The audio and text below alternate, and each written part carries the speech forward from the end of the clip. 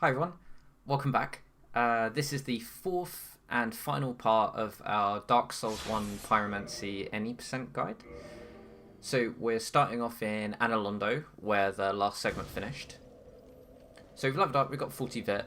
As I mentioned at the end of the last video, so we need to level attunement to 23 to get one more equip slot to get Fireball for 4 Kings. So I do that right at the end, because it all kind of works out for me. But if you're over duping to get more levels, or you're farming more, or you're just killing more than I am on this route, then you may be a higher level than I am at this point. So I would recommend getting those 4 levels in attunement, maybe after we do Seath, or just trying to make sure you've got 23 for the end of the game. So I do it right at the end, before I do the 4 Kings, but you might want to do it a bit sooner if you're leveling harder than me. So, here, run forward, shield up, roll through. Roll through on a slight diagonal if you can, because your iframes aren't quite enough to clip you all the way through the ball. Here, as long as you keep running, he can't hit you, because he slows down to attack you and you're running directly away. And here, just go on to the left side of the boar, and he'll turn around to get you and you can just walk out. So that bit, as long as you can time your roll, is pretty straightforward. We don't have anything to do on the left, unfortunately. We've popped all our salts. So I personally like to get a bit of a run, so I come off the lift at full speed. Here, watch out for the guy behind the door on the right, that guy, who jumps in. He can be pretty tricky. I get really lucky in this bit. This is like the perfect run through the archives in this section. I don't think I've ever done that before without getting at least an arrow on my shield. But yes, that works out quite nicely. And then we send this lift up. So we're going to do the Duke skip. There's lots of good videos for this. The way I personally like to do it is I activate the elevator, run into the corner for 3 steps, then roll off, and then I angle my camera where I want to go, and then roll forward.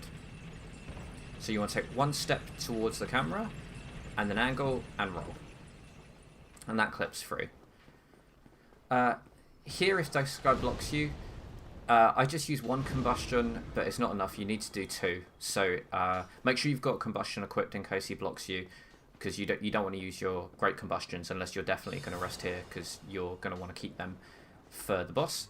So yeah, just remember that you need to do 2. Here, we're going to go down the ladder, do it reasonably quick so you don't get shot. And if you want to rest here once you've done the Duke's Archive skip, then just flip the switch, run through here, and you can rest at the bonfire. We're just going to press on. Here we flip the lever and just run down. One word of warning, it takes a while for that door to open to get to that bonfire. Don't stand in the doorway by the back of the bookcase, because the guy with the arrow can shoot you. So I would run under him so that he can't see you, heal up if you want to, or do whatever, and then push through. But if you stand in the open, he'll shoot you. And yeah, I have died to that.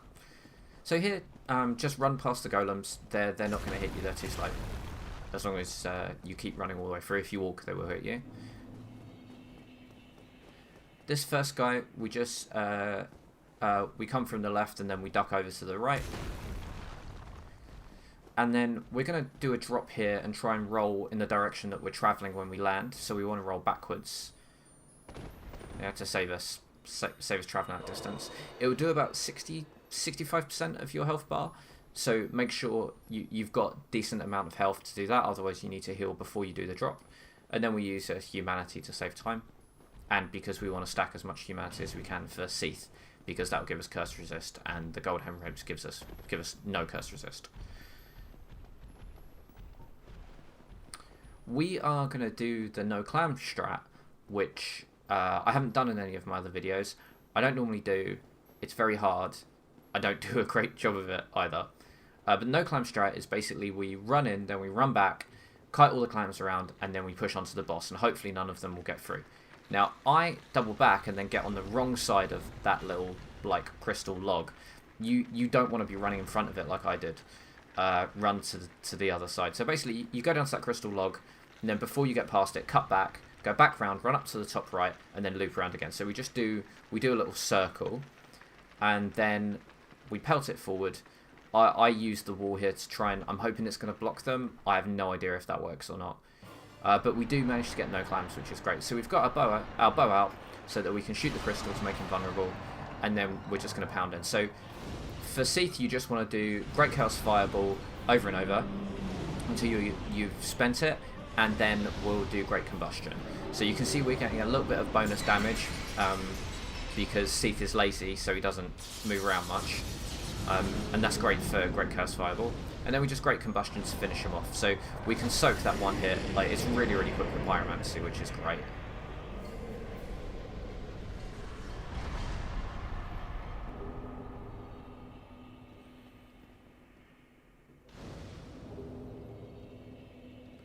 So with all of these, after all of the big bosses, I'm going to warp out because I'm not doing. I'm trying to do this as glitchless as possible, so I'm not duping any bones.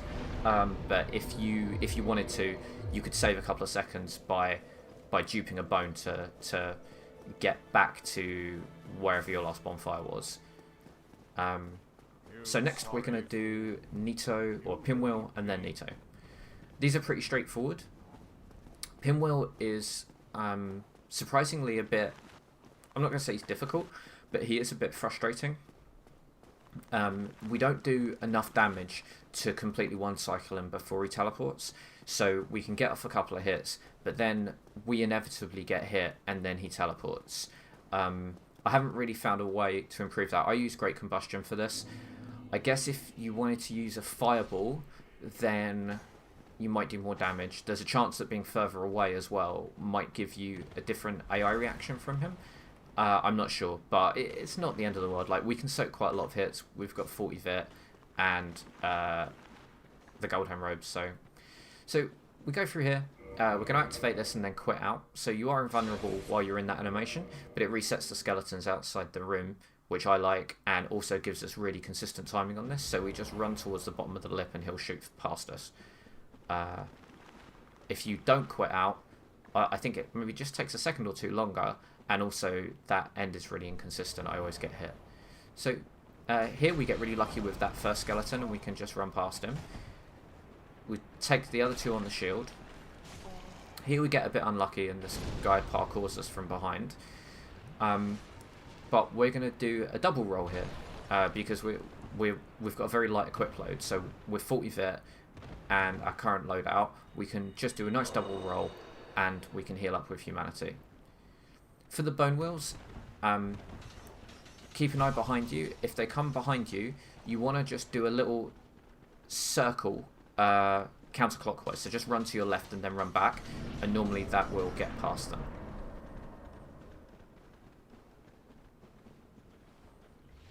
Cool, so Pinwheel, let's heal up before we drop down because we are going to take a couple of hits. Push forward. We should be able to get a couple of Great Combustions out. I recommend trying to strafe around him a little bit if you can, because then you can dodge some of the fireballs.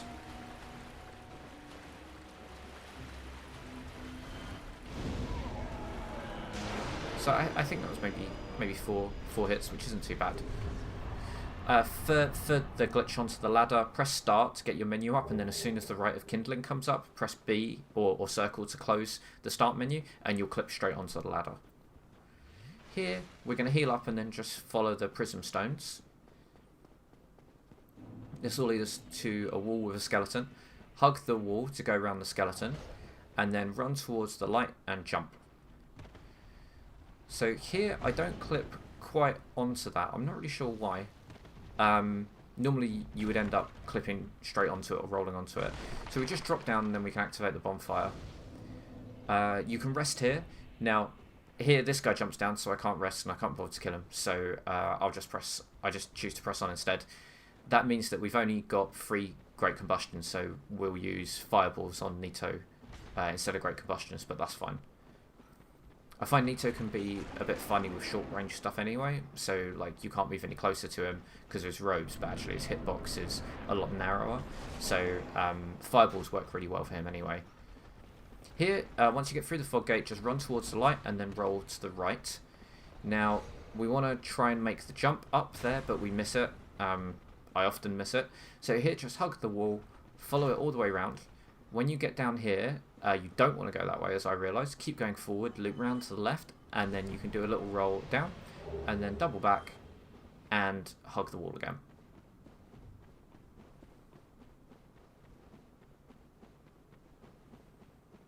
Ubergusmage does have a really nice video showing how to do the Tomb of the Giants, and he shows you that, I think he shows you that jump quite nicely as well. So that's how I learnt it. It's worth looking up.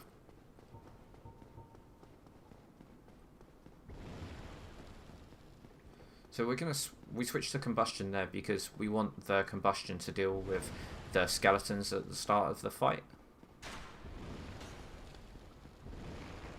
And effectively all we do for Nito is we're going to drop down, I think equip stone armor before we drop to save some time, then drop down, heal with humanity, and then we just hold until Nito moves towards us, and then we can start the fight. If we move forward and attack him first, then we pull the really big skeletons, and that's just a massive pain. They do loads of damage. Yeah, so stone armor as we go through the fog gate. You can just equip it at the top if you're not fast enough on your menuing. Heal up. We're lucky that we don't get any screams, and then we can just wait for the smaller skeletons to come and start harassing us and get Nito in range.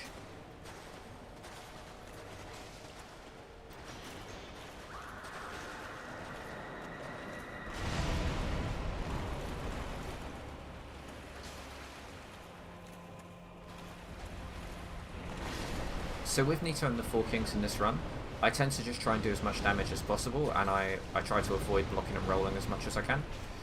I think that's fine, because we've got loads of humanity to heal, so I feel like we can use our time most effectively by just continuing to lay into him.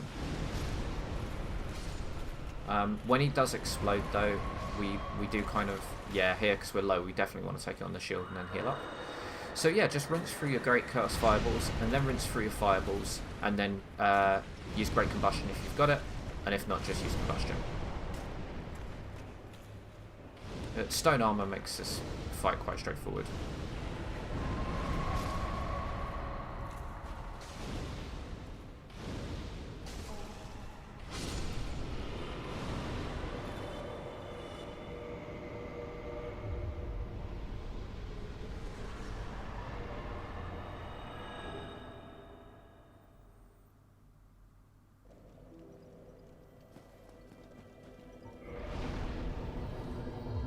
Okay, so now we're going to put our attunement up to 23 because we need to do the 4 Kings. That gives us an extra slot, and we equip the Fireball spell, the spell we started with as a Pyromancer, into that slot. I couldn't find a way to easily do enough damage with just the 4 spells that we had to do all of the Kings. So there's a couple of options to do more damage in this run. So first is the Bellowing Dragon Crest Ring. So that, I think it boosts Pyromancy by 10 or 20%. I did look at getting that, so you can, after you do Quillag and you go back to Firelink, you've got no souls because we used the Dark Sign to get out. Now at that point, I then tried running up to Undead Berg, doing the lower Undead Berg jump down, then 3 Griggs, Dark Sign back or just let yourself die, to Firelink again, then dupe Quellag's soul, for 4 times to get, or no, is it 3 times to get 20k, and then you can buy the Bellowing Dragon Crest Ring off him. And we're not really using our other ring slots, so I did do that, but it just didn't make much of a difference, and that jump could be really annoying. So I left that out. The alternative is you can get Power Within, and that will give you enough damage so that you don't need Fireball. But I just found both of those to be frustrating, so in the end I just decided to get an extra spell, and we'll just have to suck up the extra time it takes to do the fight. So anyway, for running through to Ingwood, it's the same as my other video. So in that first room, just do a little circle to draw the ghost out the doorway, then roll through, push through, there, go through the fog, and we get to here. So we don't have a bow or anything to take out Ingwood here, so we're going to have to run the ghost house, unfortunately. I'm trying a new strat at the moment, which is to go all the way through here, and then here, quit out at the bottom of the ladder to reset the ghosts. I've tested quite a few times, and so far I haven't died. It seems reasonably consistent, so I'm going to keep trying that for now. It's also good if you can just swig your Estus before you start the quit out, because then hopefully you can do that animation very quickly, and then when you reload, you'll be back on 100%. So we chat to Ingwood. Ingwood's dialogue's very easy to click through, so just run to him and then immediately start running away and hammering X to get through his dialogue. That will give us the key, and then we drop down, and we want to try and roll through the room at the bottom as quickly as possible.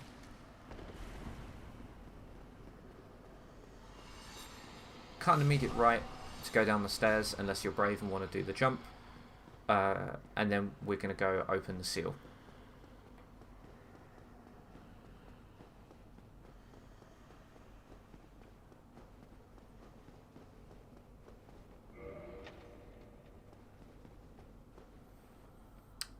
If you've forgotten to equip the Artorias ring on the lift, then you can do it while you're in that animation. That's the place I normally swap it out. But because we had nothing to do on the lift, I did it on the lift down here. So we jump off where the edge of that brick is worn away. Go through. If you can, try to change the stone armor as you go through the fog, and then we just drop down. So here I drop an item so that I can see where the second guy's going to spawn, but I just don't think it's necessarily worth it. I either feel like yeah, so we get unlucky RNG here, we get grabbed, but I just don't think it's really worth it. The first king I find quite hard because the second one seems to spawn very quickly. It may just be, I don't know, I get bad RNG or something. But yeah, so we're going to use Great Combustion because it's the easiest way to get through him. We're going to tank as much as we can and just basically continue to hammer him over and over, and then heal when we need to. So there is a little bit of time after they disappear to hit them again. But we didn't get much of a chance there because we had to heal and swap out. So next we move to Combustion for the second king. The reason I do this order is because Combustion and Great Combustion seem like they're the easiest ways to do the most damage quickly. So we just start with those because to start the fight is harder, and then once we've got through the first two kings, everything becomes a bit more manageable and we can switch to fireballs. So here we can do 2 more combustions afterwards to do a bit of damage to him after he dies. But I tried all kinds of things, like starting with fireballs and then using Great Combustion after he's died to do extra damage. I still couldn't get 3 kings for this setup. I think you need the Bellowing Dragon Crest or power within, neither of which we've got if you want to do a 3 kings. So we just suck up at this fort. So here you want to get close and then back up a little bit so that you can get the right range for your fireball.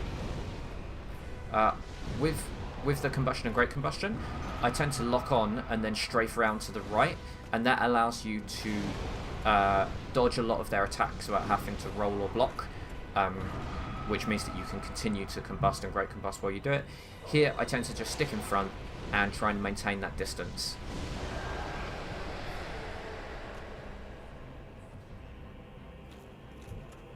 So we've got 2 Great Chaos Fireballs left. Once we get through these, we will need to switch to the Fireball just to finish off the last guy. You've got a bit of leeway, like the standard Fireball does about half the damage of our Great Fireball, and we get 8 casts of it. So we've actually got, you've got a bit of leeway to miss some of your casts, so I wouldn't worry too much about it if you miss a couple here and there, but you certainly don't want to miss too many, because if you do that you're going to have to pull out the Drake Sword to finish them off, and that's a pain.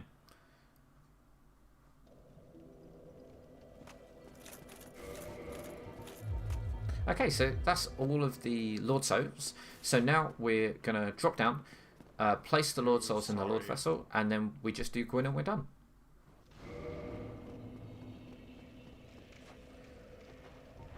You're going to have all of the souls from the 4 kings here, so if you wanted to level up a bit more you could.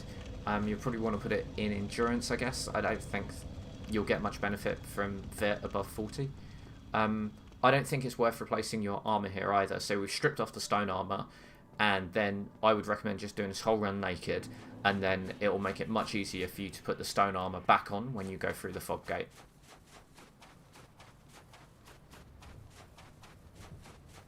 A process for dodging the knight. So the first knight I tend to walk over and then walk on his head. That staggers him and stops him attacking. Second knight you can normally just run past. He does have some attacks. I think it's probably his thrust that you will definitely need to roll. That overhead you can get away with not rolling, but I roll because I don't want to get hit. The next guy will... I think he's only got 2 attacks. I think it's a thrust or a horizontal slash, both of which you can just run straight past. So I tend to run past him to the right there.